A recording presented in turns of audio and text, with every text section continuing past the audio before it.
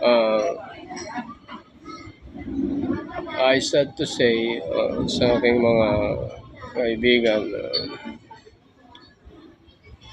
medyo wala po tayong ganong gawa ngayon. Ah, dahil po yung mga ginugupitan ko ay siyempre po. Ito po si Ames Barbero. Ah,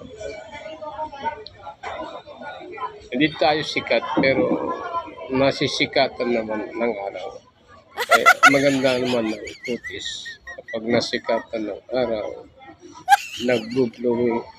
naggo-glow ang skin.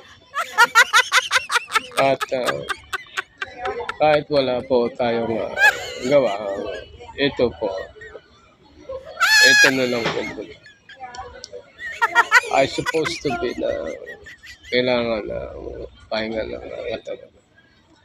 At tayo po ay tao lang at napapagod. Yes! Need take a rest. Yun po ang kailangan. Pag napagod, pahinga po tayo. Hindi puro trabaho na lang ginagawa. Thank you very much to all the people.